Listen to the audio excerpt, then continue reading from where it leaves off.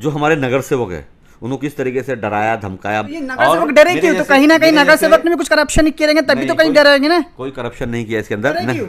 डर इसलिए रहते कि टिकट काट दी जाएगी, टिकट नहीं तो इनको भरोसा नहीं है क्या अपक्ष खड़े रहेंगे तो जीत जाएंगे? अगर काम किए रहेंगे तो अपक्ष खड़े रहेंगे तो भी जीत जाएंगे ना। वही भरोसा तो मैं दिलाने की कोशिश कर रहा हूँ कि किस तरीके से इनको यहाँ से हरा के भगाया जाए। कहीं ना कहीं आप मानते हो क्या इनके थ्रू ही प्राइवेटाइजेशन मुमरा में? बिल्कुल, कमीशन खाएं तभी तो प्राइवेट हुआ है ये, और बहुत बड़ा कमीशन खाएं, छोटा मोटा कमीशन नहीं खाएं, और हर महीने कमीशन खा रहे हैं। अच्छा जितेंद्र, और कितना सपोर्ट करते हैं इलीगल काम को आपके हिसाब से? ये तो उन बिल्डरों से पूछिए जो बिल्डर वहाँ पे 20-20 लाख रुपए दे रहे हैं। हमारे वीडियो को लाइक करें, हमें सब्सक्राइब करें और बेल आइकन पर क्लिक करें। बुलंद आवाज़ में आप सभी का स्वागत है। मैं नफीस पठान। जैसे कि आप सभी को पता है कि मुमरा में कितना विकास हुआ है, कितना नहीं हुआ है। तरह तरह के मैनिफेस्टो छापे गए। अगर आप उड़ान का मैनिफेस्टो देखोगे तो इनके तरह तरह के वादे थे कि स्लॉटर हाउस, डायलिसिस सेंटर और ऐसे कई तरह के वादे किए गए थे। अगर ये उड़ान की किताब जो है, ये मैनिफेस्टो अगर वापस से छाप ले तो इनकी जो है ज़मानत भी जब्त हो जाएगी। आज हमारे साथ बात करने के लिए है कांग्रेस के पदाधिकारी राजू अंसारी साहब। तो राजू अंसारी से हम पूरी डिटेल्स लेंगे क्योंकि राजनीति से इनका जो है पुराना ताल्लुक रहा है, तो हम पूरी डिटेल्स जो है इन्हीं से लेते हैं। राजू साहब, जैसे क्या अगर देखा गया मुमरा में तो मैनिफेस्टो, जो उड़ान का जो मैनिफेस्टो, उसमें तरह तरह की बातें की गई थी। क्या विकास होगा, विकास कैसे डंके बजाए गए, लेकिन विकास तो नहीं हुआ, उसकी जगह कहीं ना कहीं विनाश हो गया। आज लोगों का अगर आप देखोगे तो रेंट से ज़्यादा लाइट बिल है। टॉरेंट ने इस कदर लोगों की कमर तोड़ी है। क्या आज लोग जो है रेंट पे अगर रह रहे हैं तो रेंट के साथ लाइट बिल ज़्यादा आ रही है। और इसके अलावा देखा गया है कि पानी के मुद्दे, ऐसे कई तरह के मुद्दे जो है विकास के तौर पे बताए गए, लेकिन विकास तो हुआ नहीं, विनाश हुआ। तो आप इस चीज़ को किस नज़रिए से देखते हो? किस तरह से आपके नज़रिए से विकास हुआ है, क्या जानकारी दोगे? अस्सलाम वालेकुम नफीस पठान साहब, सबसे पहले तो आपका शुक्रिया कि आप मेरे यहाँ पे तासुरात लेने के लिए आए हैं। दूसरी बात, आपके जो सवाल हैं उन सवाल का मैं जवाब दे दूँ। पहली बात तो ये है कि ऐसा नहीं है कि मुमरा में विकास नहीं हुआ है। देखो, विकास हुआ है या नहीं हुआ, ये दो अलग अलग मुद्दे हैं जो लोगों ने थोड़ा समझना चाहिए। जो लोग कहते हैं कि विकास नहीं हुआ, वो महानगर पालिका को लेकर के कोई किसी के अंदर कोई शंका नहीं है। आज म्यूनसिपल कॉरपोरेशन ने पिछले 1986 में हमारी महानगर पालिका का पहला इलेक्शन हुआ। 1982 में हमारी महानगर पालिका वजूद में आई, 1982 में। 82 के बाद में जब पहली मरतबा इलेक्शंस हुए 1986 में, तब से हमारे जो मेरे जो बॉस, जो मेरे जो मतलब पॉलिटिकल मेंटोर जो हैं, वो नईम खान साहब पहली मरतबा इलेक्शन लड़े यहाँ से 1986 में। मुमरा से रामदास भगत साहब लड़े, सुभाष भोईर साहब लड़े। ऐसा मिला करके 3 नगर सेवक मुमरा कौंसल के अंदर उस वक्त में आए और इन लोगों ने काम किया। कांग्रेस के थे तीनों, कांग्रेस नहीं, सुभाष भोईर साहब बीजेपी से जीत कर आए थे, मगर 2 साल के बाद में वो कांग्रेस में आ गए थे। तो इसके लिए मैं कहूँगा कि तीनों कांग्रेस के थे, और तीनों ने कांग्रेस का होने के बावजूद होने की वजह से मुमरा के अंदर सबसे ज्यादा पानी के ऊपर किसी ने मेहनत की। नहीं, मैं आपसे ये जानना चाहूँगा 2014 से नहीं, इतना डिटेल्स में नहीं, हम ये जानना चाहते हैं कि 2014 से या 2009 के बाद से आमदा जितेंद्र अवार्ड है, तो उनकी बारे में लोग ज्यादा पूछते, तो उनकी नीति से आपके हिसाब से कुछ विकास हुआ है कि हम ये जानना चाहते हैं? ठीक है, चलो मैं उसको शॉर्ट कर देता हूँ। अभी आपको मैं बता दूं कि 2014 में नहीं आए, वो 2009 में इलेक्शन में आए हैं। 2009 का पहला इलेक्शन उन्होंने जब लड़ा था, तो आज 2009 से लेकर आज 2023 चल रहा है, तकरीबन 14 साल पूरे होने को आए, 1 साल बचा है उनका अभी। और इस 14 साल के वक्फे के अंदर स्टेट गवर्नमेंट के, क्योंकि वो नुमाइंदे हैं, उन्होंने स्टेट गवर्नमेंट से सिर्फ 105 करोड़ के आसपास अब तक के बजट लाया, जो हमें माहिती में मिला है आरटीआई के जरिए से, जो हमने स्टेट गवर्नमेंट से मांगा है। और उस आरटीआई के जरिए से, राइट टू इन्फॉर्मेशन एक्ट के जरिए, हमें जो अमाउंट मिला है वो 105 करोड़ के आसपास मिला है। तो आज मुमरा में जो ये कहते हैं कि हॉस्पिटल में लाया, स्टेडियम में लाया, यूडीडब्ल्यू के सारे रास्ते पूरे कॉन्क्रीट हो गए, वो मैंने किया, तो ये बिल्कुल और बिल्कुल साफ झूठ है। नाम तो उनका लगा हुआ है ना, नाम तो उनका ही लगा हुआ है, हाथी जैसा झूठ है, नाम तो उनका लगा हुआ है। मैं आपको बता देता हूँ, मैं इसी के ऊपर मैं बोलना चाह रहा था आपसे मैं, कि आज जो स्टेडियम की जो ओपनिंग की गई वो 2006 में की गई, और 2010 में नहीं, सॉरी 2008 में की गई, और 2010 में बनकर वो रेडी हुआ। उसके अंदर जितना भी पैसा लगा, तो पहली मरतबा जब 35 करोड़ रुपये डाला गया उसके अंदर, बाद में 9 करोड़ रुपये डाला गया, इस तरीके से 42-43 करोड़ रुपये के आसपास, नहीं 47 करोड़ के आसपास के अंदर जो खर्चा हुआ, वो सारा पैसा महानगर पालिका ने दिया और नगर सेवकों के रेजोल्यूशन के ऊपर दिया। नगर सेवकों ने जब महासभा के अंदर आवाज़ उठाई तब मिला। उसी तरीके से जो हमारा हॉस्पिटल है, हकीम अजमल खान हॉस्पिटल जो है, इसमें तकरीबन 140 करोड़ रुपये लगे।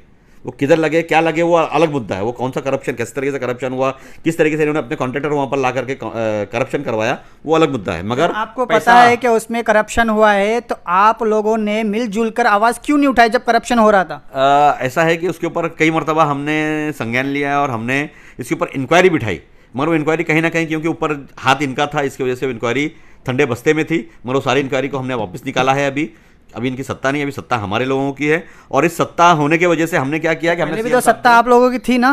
नहीं, ये सत्ता के अंदर ये अभी सत्ता इनकी है ना। अभी तो सत्ता जो है एनसीपी के 2 गुट उनमें से एक है, शिवसेना के 2 गुट उनमें से एक है, और बीजेपी के। लेकिन उससे पहले जो सत्ता जो थी वो आप लोगों की थी ना, तो उस टाइम आप लोग ने क्यों नहीं आवाज उठाया? तो वो सत्ता के सारे कारभार जो था उन्हीं के हाथ में तो था, वही तो हमारे मिनिस्टर थे। तो उन्होंने किसी भी सवाल को, जो हमने महानगर पालिका से सवाल किया, हम तो किसी स्टेट गवर्नमेंट से सवाल नहीं कर रहे, क्योंकि पैसा उसके अंदर जो लगा है वो महानगर पालिका का लगा है। हम जब महानगर पालिका से सवाल कर रहे हैं, हम महानगर पालिका से इंक्वायरी करने की बात कर रहे हैं, हम महानगर पालिका से थर्ड पार्टी ऑडिट करने की बात कर रहे हैं, तो उन्होंने ठंडे बस्ते में डाल दिया। मगर उन सारे ठंडे बस्ते में से हमने उसको वापस निकाला है, और हमें उम्मीद है कि इस बार महानगर पालिका उस हमारे सारे सवालों के ऊपर इंसाफ जरूर करेगी। ठीक है, जैसे कि आप बोल रहे हो क्या टीएमसी हॉस्पिटल आया, फिर उसके बाद में क्रिकेट ग्राउंड स्टेडियम आया, फिर उसके अलावा फिर रोड्स बने, तो लेकिन मुझे ये बताइए आप इसमें मुमरा की जनता को फायदा क्या मिला? अगर टीएमसी हॉस्पिटल बना तो वो कहीं ना कहीं डॉक्टर जितेंद्र अवार्ड का ही एक वीडियो है कि हम इनको प्राइवेट दे देंगे।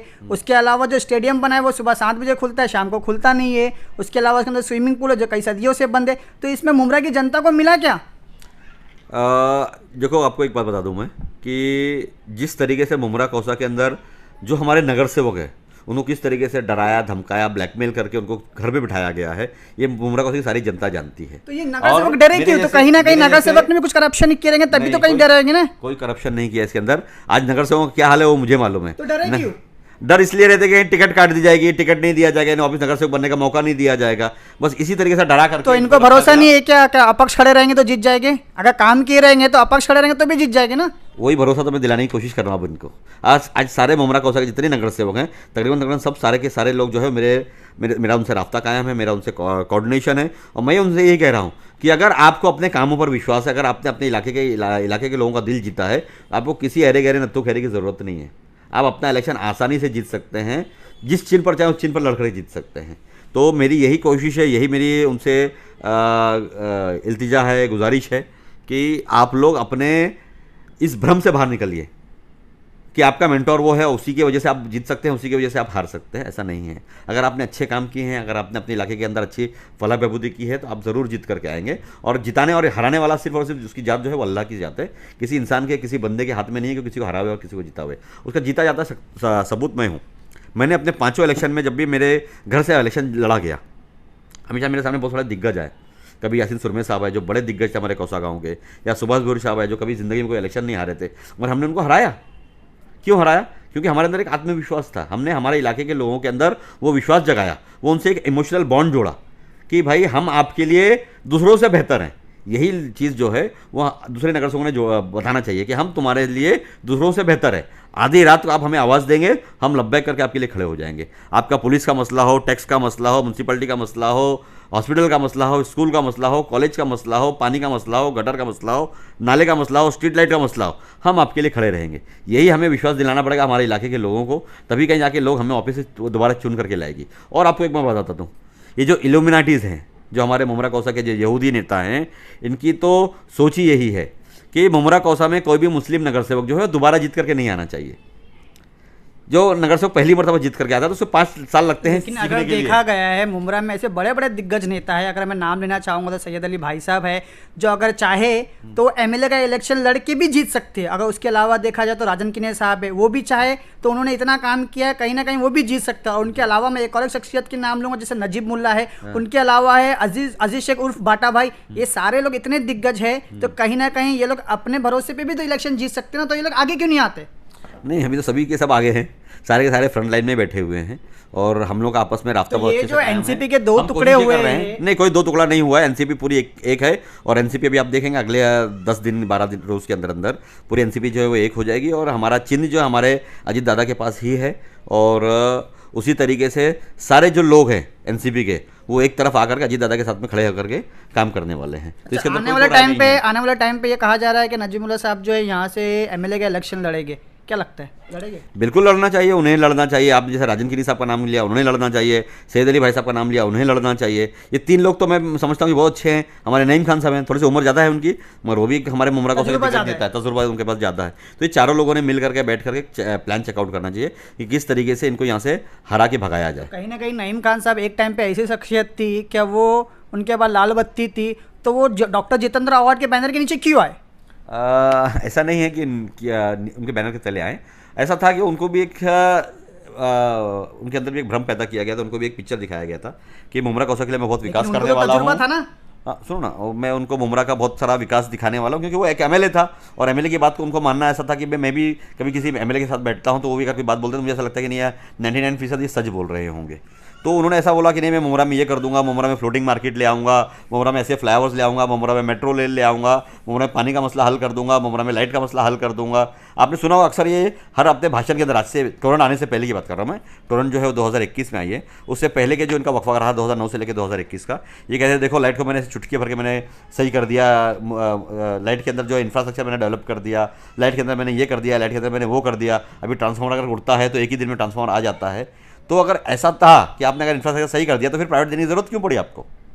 और प्राइवेट अगर दिया गया तो किसके थ्रू आया ये? नहीं, प्राइवेट देखो ऐसा होता है कि देखो प्राइवेट जब भी कोई भी चीज कहा प्राइवेट की जाता है जाती कि कुछ भी चीज अगर शहर में आ तो कहीं ना कहीं आमदर का उसमें अहम रोल होता है। नहीं ऐसा नहीं होता है या नहीं ऐसा- होता है? ऐसा नहीं है। अहम रोल तो नहीं होता मगर रोल ज़रूर होता है। ऐसा होता है कि जब किसी भी को भी फ्रेंचाइजी दिया जाएगा तो पहले वहाँ के बेसिक लॉसेस को जो इनकर हो रहे हैं उसको देखा जाता है। तो हमारे मुमरा कौसा में जो बेसिक लॉसेस जो इनकर हो रहे थे वो तकरीबन 50% एंड अबव हो रहे थे, जिसकी वजह से हम ऑटोमेटिकली हम लोग एफ कैटेगरी के अंदर थे। एफ कैटेगरी में होने की वजह से उसके ऊपर उसको प्राइवेटाइज करने में स्टेट गवर्नमेंट को आसानी हो रही थी। मगर आपने देवेंद्र फडणवीस साहब का बयान सुना, उन्होंने असेंबली के अंदर कहा उन्होंने कि नहीं आप ही ने तो कहा था, वहाँ के जो स्थानीय आमदार है मुमरा कौसा के, उनके ही कहने के ऊपर मैंने इसको टेंडर कॉल किया था। भले वो अडानी इसको लग गया, टोरेंट को लग गया, मगर इनका ऐसा मानना था कि नहीं उससे हमें प्राइवेट करना चाहिए।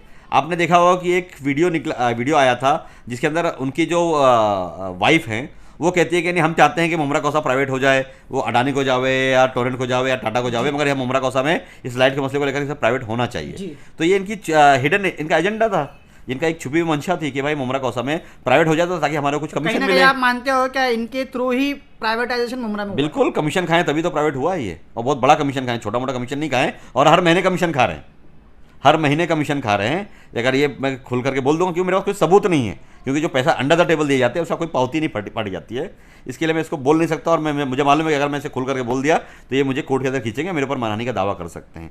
इसके लिए मैं आपको एकदम सिंपल तरीके से बोलता हूँ। सवाल करना चाहूँगा आपसे, जैसे क्या मुमरा में अगर देखा जाए तो मुमरा की जनता ने रास्ता रुंदीकरण के टाइम पे तो कहीं ना कहीं महानगर पालिका या नगर सेवक या आमदार का सपोर्ट किया है, तभी उन्होंने अपनी रोड की घरे दुकानें छोड़ के अंदर गए। लेकिन वो रास्ता रुंदीकरण के टाइम पे जो मुमरा की जनता ने इनको दिया था, फेवर दिया था, अपनी दुकानें छोड़ के गई, वो रास्ता रुंदीकरण तो हो गया, मतलब तोड़ तो दिए, लेकिन वो जोड़े कभी नहीं गए, रास्ता कभी नहीं बना। अगर आप देखोगे तो डिवाइडर जो है सिस्टमेटिक नहीं है। कलवा में अगर आप जाओगे तो कलवा में डिवाइडर पे भी झाड़े हैं, वो तरफ भी झाड़े, ये तरफ भी झाड़े, मतलब कलवा में अगर देखा जाए तो सब चीज़ें सिस्टमेटिक होती है। अगर मैं आप हाल ही में अगर बात करना चाहूँगा तो डॉक्टर जितेंद्र अवार्ड का 2 वीडियो है। एक वीडियो है वो बोल रहे हैं क्या इलीगल बिल्डिंग दिखती है तो मेरे को वीडियो फोटो भेजो, हम कार्रवाई करेंगे। और दूसरा एक वीडियो वो बोलते हैं क्या अगर क्या हमने जो है वो इलीगल को कभी काम जो कर रहे हैं हमने उनको रोका नहीं है।